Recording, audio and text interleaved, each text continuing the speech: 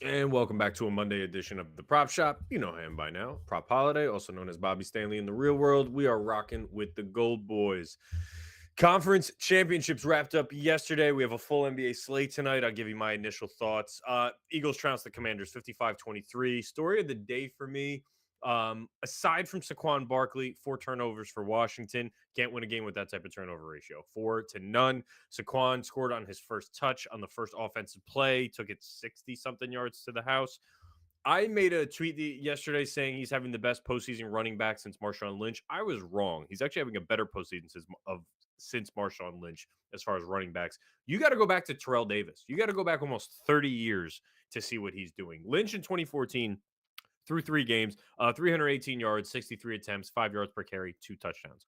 Barkley, 442 yards, 66 rushing attempts, 5 touchdowns. And he's got, I think it's 3 or more, possibly 4 more rushes of 50 yards, just taking the soul of defenses. I say Terrell Davis, the 97-98 seasons of postseasons of Terrell Davis. 468 yards, 3 touchdowns in 98, 6 yards per carry. 581 yards in 4 games on 112 attempts for 8 touchdowns. I think that 581 number and 8 touchdowns is certainly in the realm of possibility for Saquon Barkley. If you include the Super Bowl, we'll see what happens when he gets there. But it's historic. He deserves all of his flowers right now. I have no stake in the game as a Jersey guy. I've watched him a lot from the Giants. He was kind of rotting away there. So I'm happy to see him and obviously how the offseason played out with the Giants. So really awesome. Hurts, hat tip, man. I didn't think you were anything more than Brock Purdy. Played much better than expected. Made beautiful throw to AJ Brown on third down. Made plays with his legs. The tush push was very much a thing. And I want to go back to the I had a tweet about this that was got some attention. Is the tush push a legal play? Yes, it is, unless they're lining up the neutral zone, which half the time they are. I think it's a bit of an annoying play because it doesn't remind me of football. It's more of a rugby scrum. But if you can't stop it, keep doing it. I'm not knocking you. What Dan Quinn did to defend it was really smart and also totally legal. Based on where the ball was, you couldn't initiate a new set of downs. So the ball's on the 1 yard line. If they jump off sides, they go encroachment. You go half the distance to the goal, but it doesn't change downs. It's still repeat of second down. Well, it goes from a 1 yard line to the half-yard line. Really, at that point, who gives a shit? Luvu jumps over again because he's trying to time the snap, goes to the half-yard line. Luvu jumps over again, it goes to the quarter-yard line. It's still second down. The only way you're stopping that is if you time the snap. Now, the refs were getting pissed off that they kept doing this, and they said they're going to invoke some rule where they would essentially award a score if they kept doing this. They've been warned. They say that twice. They've been warned. I didn't know this was a rule. It's an 84-year-old rule that's never been used before. So I apologize for tweeting about that. But apparently the rest can just award a score if you're pissing them off. That's what happened there. It didn't matter. The game it's only been used in college football. Good to know, Tone. Appreciate that. It it didn't matter in the game. The Eagles were going to kick their ass no matter what. The refs, I would have made the refs do something infamous just so we could have something to talk about. Otherwise, the game was a blowout. If I was Quinn, I would have made them call a touchdown, and then we could be talking about that and not how the Eagles got their ass kicked. I'm petty. What can I say? Eagles are in the Super Bowl. Chiefs win 32-29. Did Josh Allen do enough to get that first down on fourth down late in the game? I don't know. The judge that overturned the other field judge was the judge who was closer to Josh Allen. He saw the way he fell on the line of scrimmage. And in my personal opinion, if you count forward progress, I thought he did get it. You could sway me the other way, but overall, Buffalo was 4 of 6 on fourth down. They actually won the turnover battle, but lost the game, which is extremely rare, especially in playoff football. Had them in 1 minute in time of possession. Weren't as efficient on third down, but that's why they had 6 fourth down attempts. Mahomes just got it done. They're calm. They're at home. They have no fear of anyone looking across this field, especially not Josh Allen in that defense. And they won the game. And I wonder if Buffalo is going to make any major coaching changes in the offseason. Uh, is McDermott the guy? Could Josh Allen have done more at the end of the game? Dalton Kincaid drops that pass. Would have been a tough catch. It should have made it. It hit him in the hands, but it's a tough catch there that could have extended the game. Super Bowl line opens up. Chiefs are -1.5. Total sits at 49.5. My gut tells me Chiefs and the under. Super Bowl MVP odds. Mahomes is at +110. Barkley's at +160. Hurts is at +140. Um, I feel like we get some decent odds on Hurts there at +340. If he gets some more tush push, 2 touchdowns, if he throws for one, it's his third, and Philly wins the game. I see some value there at Hurts at +340. Barkley's a better story, and you have to assume if he goes off, they win the game. So that's a tough one for me. But if it's the Chiefs, if it's less than a 3-point spread, it's Mahomes in the Super Bowl. I'm 35 years old. I've made mistakes betting against Tom Brady in the Super Bowl many, many a time. I'm not doing it with Mahomes. I stopped doing it 2 years ago, and it's been profitable. I'm going to bet him again in the Super Bowl. Would it shock me if the Eagles win? No, I think their defense is awesome. I think Saquon is what he's doing is historic, and Jalen Hurts is good enough to win a Super Bowl. But I'm not betting against Patrick Mahomes. But the line will change in 2 weeks from now. Let's look at NBA tonight. It is the day after Kobe Bryant passed. Yesterday was the 6-year anniversary. Anniversary sounds shitty. It's the 6-year remembrance of Kobe Bryant's untimely death. It's obligatory to keep an eye on Devin Booker and Jason Tatum tonight. Funny story. When I started with PicksWise 3 years ago, one of my first few spots, it was in the NBA Finals when it was the Warriors and the Celtics. And I made a joke. I said, I can't wait to see what Kobe Bryant Halloween costume Jason Tatum's going to wear tonight. And my producer ripped me to shreds. He's like, "How dare you? How could you say that? He's so loved." And I knew that I probably wasn't meant for that type of radio. But maybe Barstool will hit me up. Anyway, um, massive slate tonight. Massive slate tonight in the NBA. Lakers -5.5 against Charlotte. Brandon Miller's going to be out, I think, the rest of the season, but LaMelo Ball should play. Lakers stringing together a couple decent games here tonight. Can they trade for a center? From what I've read, Walker Kessler's who they want. It's who they should want. But if you're trading with Danny Ainge, who's the GM of the Utah Jazz, he's either ripping you off or he's not doing a trade. My guess, I have no sources, is that he wants both unprotected from the Lakers for a young center. That's not worth it for them. I'd give one unprotected first for Walker Kessler, and it makes them a contender. Probably not two, and that's what it's like dealing with Danny Ainge. Pistons getting up to 11 against the Cavs. This line shocks me a little bit. I'm checking for major injuries on the Detroit Pistons side, but Pistons getting 11 seems like a lot. They're a playoff team. Rockets +6.5. This is the game of the night for me. Udoka heads back to Boston is always a fun line. Boston kicked their ass in the first matchup a couple weeks ago in early January. Can the Rockets get a little bit of revenge? There's no Jabari Smith this time around. Tari Eason should be good to go. Cam Whitmore, I think, is a game time decision, so keep an eye on that. Grizzlies 3.5 against the Knicks in the Garden. John Morant is playing. We'll talk about him later. Kings -12.5 against Brooklyn. Don't even bother. I got nothing good for you to say. It's in Brooklyn. D'Angelo Russell's playing. Ben Simmons is not. Not that matters. But not a fun game. I thought about going, and I'm like, it's not worth the fucking hike to Brooklyn. Orlando -1.5 in Miami. Jimmy Butler is suspended indefinitely because he found out at shoot around this morning that they were starting Haywood Highsmith in favor of him. They were putting Butler on the bench, and he walked out. So I think that's probably the last time Jimmy Butler is seen in any type of Heat uniform. I think the trade deadline is February 6th. Correct me if I'm wrong. But Butler is gone. It seems imminent. What Pat Riley's doing is completely tanking his trade stock. I've heard some Bradley Beal rumors. Can you get Chicago involved? They're going to need a third team. Essentially, there's going to need to be a third team involved. If it's Butler, if it's Bradley Beal, because that contract is absurd, something will get done, but Miami's not going to walk away with much. That's my gut feeling on this. Pelicans -2.5 heading into Toronto. Zion looks good to go. Looked good against Charlotte in the last game. He had a huge fourth quarter for the guys in the prop shop merch. Get it while it's hot. Nuggets -9.5 against the Bulls. That's a fun game in general. Just the pace, the lack of defense, the 3-point shooting. Someone's going to hit a big play in that game. Mark my words. Hawks +10.5 in Minnesota. There's no Trae Young. There's no Jalen Johnson. I think DeAndre Hunter's questionable. Reese Sachet is questionable. Going to be a big Bogdanovich game. If you got any Bogdanovich props, now's the time to unload on them. Wizards +12.5. No against Dallas in Dallas. No Najee Marshall. Keep an eye on Kyrie Irving day after Kobe Bryant's death. You think it's a joke. It's not. This man really mattered to these guys. The best way that they could show their respects is have a hell of an offensive performance. So we're going to talk about that later in the show.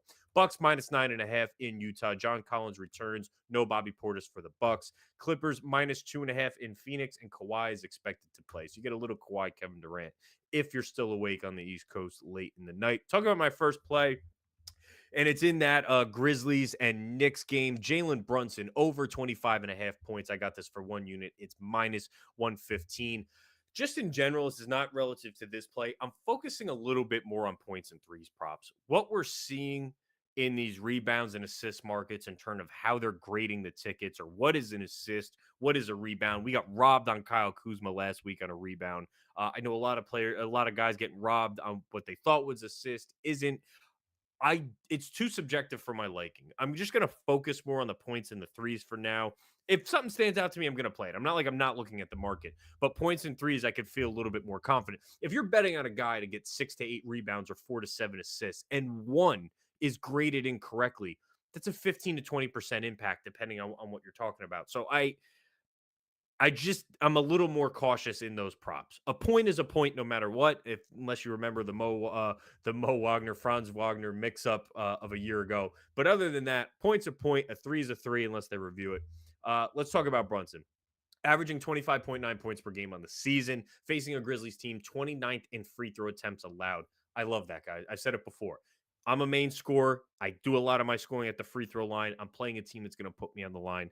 That's a good start. Hits in 55% of games when playing teams ranked in the bottom half of free throw attempts allowed. They're 22nd defending pick and roll ball handlers. He hits this line in 55% of games against teams ranked bottom 10 against pick and roll ball handlers.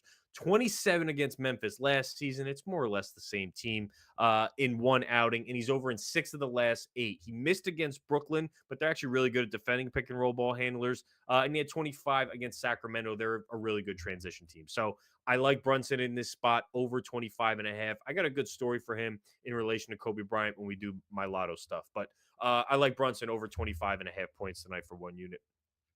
Second play, staying in the points. I got LaMelo Ball on the cheap. I got LaMelo Ball over 27.5 points. I got it -105. This guy's number was 31.5 at some point. It's just because he's chucking. I mean, he's putting up anywhere from 20 to 26 shots a game. How could I not touch this at 27.5 for nearly even money? Recent struggles, though, 25, 23, and 25 points. He had 21 field goal attempts in the last two. Still high volume, which I like. Didn't get to the free throw line in one of them. Only played 30 minutes in another. So a little bit of outlier there on the last 3 games. When he shoots 21 plus field goal attempts, he hits this mark in 13 of 19 games this season. Lakers are an interesting matchup. They're 23rd in pace, so it's a little bit more half court, a little bit slower, but 21st in defensive rating. I can't see a scenario where LaMelo doesn't chuck 22 to 25 shots a game. It's a positive that he's not even on the injury report tonight. So that's good. His 3-point line is juiced. And I like reading in between the lines here. His 3-point line is juiced to over 3.5. When he makes 4+ 3-pointers or more in a game, he hits this total in 14 to 20 games. That's 70%. So I like the over 27.5 at -105. Tone just let me know it's 26.5, but -125. I'd rather lay 20 cents less on the juice. The 1 point doesn't overswing me. I think LaMelo is just going to be chucking against the Lakers. I'm sure his dad's telling him they traded your brother, give him hell. DraftKings, though, is making it easy to start betting. If you bet $5, you get 150 in bonus bets if your bet wins. It's that simple, guys. Click the link in our episode description to get started. Must be 21 plus, 18 plus in Kentucky or Wyoming. Gambling problem? Call or text 1-800-GAMBLER. 1 second. Whew. It's not a 40. It's mineral water. Speaking of, I bought an 8-ball this weekend, and I've been going nuts on my bets. Ha ha ha. 8-ball. No, I'm joking. Let's talk about KCP to close out my straight bets for tonight. Kentavious Caldwell Pope, Orlando Magic, over 1.5 3-pointers made at -115. I'm picking on that Heat zone defense. I talked about it last week. They leave a ton of guys open on the perimeter for spot-up shooting. 23rd overall in the NBA in defending spot-up shooting. KCP's been shoddy this season. It's been a roller coaster for him, but a lot of that I think factors in to the injuries that the Orlando Magic had. He's still a true 3-and-D guy at heart. I'll buy the dip here. When he's playing both Franz and Paolo, he's getting about 4 to 5 3-point attempts per game. On the season, when he gets 5 or more 3-point attempts in a game, he hits this in 20 to 26 games. The problem is he hasn't played a ton of games alongside Franz and Paolo because of all the injuries they've had. So I like the matchup in terms of shooting. We're getting KCP over 1.5. Pretty confident he's going to get the shot attempts. If they fall, they fall, but I know he's going to get the shot attempts, and I'm getting a decent line at -115. So give me KCP over 1.5 3-pointers made. If you're looking for a little ladder situation, you can go 3+ here. Before we go into my lotto fun for tonight, let's hear a couple words from Brad. Wait, before we get back to the picks, I wanted to thank you all for watching.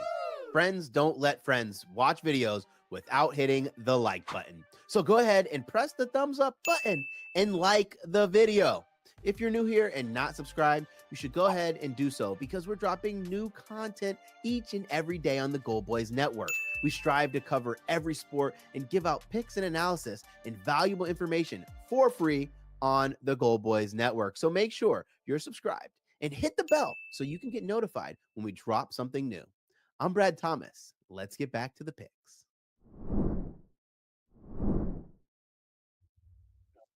Welcome back. So for the lotto stuff, I got a couple little dribs and drabs everywhere. I didn't go crazy tonight. Took a bit of an ass beating yesterday. Dalton Kincaid screwed me over. I was on Saquon receiving yards. I don't know why. I thought Washington was going to sell out to stop the run, and they were going to use him in the screen game. He got like 2 targets. So I went a little bit later on tonight. I want to talk about John Morant. John Morant in the Madison Square Garden. I did a triple double light. I didn't do the full triple double on him. I went 15 points, 10 assists, 7 rebounds. I got it at 16-1, but I used my odds boost on it to get it 30% odds boost on Bet365. 25 plays 545. He's got 13 triple doubles in his career, one of which came against the Knicks. I just think it's a good spot for him. The 15 points should be fine. They don't defend pick and roll ball handlers all that great. The assists, I've seen them give up a ton of threes. I watch it when I went to the Nets games. It's the rebounds that really scared me. The 15 and 10, I feel good about. If you want to do just his double-double, I think it's like plus 340. I would go half a unit on plus 340 on Morant's double-double. But I did this little triple-double light. I didn't go the full triple-double. If you want to do the full triple-double, if you build it out, I think you can get pretty crazy. You can probably get it 40 to 50-1. I didn't go there. I just brought the rebounds down. Other double-double I'm on tonight is Jason Tatum. I got it plus 145. Saw it as plus 100 on DraftKings, but I got it plus 145 this morning. Playing the Houston Rockets. I went back and rewatched the previous Houston Rockets matchup. There's a lot of Jeff Green, not a lot of Tari Eason. I think he's got a better opportunity. I forget the number off the top of my head. He's hit it in like 10 of 18 games with Kristaps Porzingis. He should be anywhere from 12 to 14 rebound chances tonight against the Rockets. And then, that whole Kobe factor we talked about. So I'd like him for a double-double. If you can get it over plus 30, anything over plus 30, I'd feel good about. Even money, probably not as valuable as before. I didn't send this to Tone. This is my fault. But I call it the We Miss Kobe parlay. 4 guys, 30+ points each. One of them is Jalen Brunson. I talked about him at the top. I'm already on his points. But this is a fun story. You don't think about Jalen Brunson when you think about the other guys I'm about to mention. But he had a cool story with Kobe when he was in high school. I pulled this up. Kobe didn't play. He had a pair of Kobe 9s he was going to wear. Brunson went to the Bulls-Lakers game that day. The red Christmas Kobe 9s. He literally brought them out of the locker room in his hand and said, "Here you go," and handed Brunson a pair of his Kobe's. Brunson was so stunned to receive the sneakers, he abandoned a rule set by his high school so that he could wear the shoes in his next game. Everyone was like, "What are you doing? You're going to wear them?" "I'm going to wear these the next game I play. We're the same size. I'm wearing them." Our high school had a rule we couldn't wear outside colors. I completely broke that. We were green and gold. I was wearing red, but we won the holiday tournament. I was wearing those shoes. That was a cool moment. He came out and said, "Here you go." So there's a Kobe moment for Brunson. I like his matchup. I'm not betting it just for Kobe. He does wear Kobe's, and he has a good matchup tonight against the Memphis Grizzlies. Give me Brunson 30+. Give me Devin Booker 30+ because it's Devin Booker and Kobe Bryant. It's just they're like lamb and tuna fish. Tatum 30+ for obvious reasons. I think he's got the Kobe tattoo on his leg, and then Kyrie Irving. These are the These are the Kobe guys. They're all playing the day after Kobe's passed. Obviously, there was no game yesterday. These four at 30 plus points each is plus 68.69. I had a bonus bet. I had a no sweat bet left over DraftKings. So I threw $25 of a bonus bet. If you don't have the bonus bet, throw $5 or $10 on this. But I do think it's something fun. They try to pay tribute to him every year. These are the three guys. Fourth, if you add in Brunson, and I pulled up the Kobe story for him. So that is my list for a 12 game slate. It is point heavy. I told you why it's point heavy. We got some decent matchups. And we're still going to be doing NBA shows, even though NFL isn't for another 2 weeks. And I'll be dropping probably some Super Bowl props. At least one. I'll try to do at least one a show as we lead up to the Super Bowl, in addition to the NBA stuff. I will see you guys Thursday. Make sure you watch the games. RIP Kobe Bryant, and take care.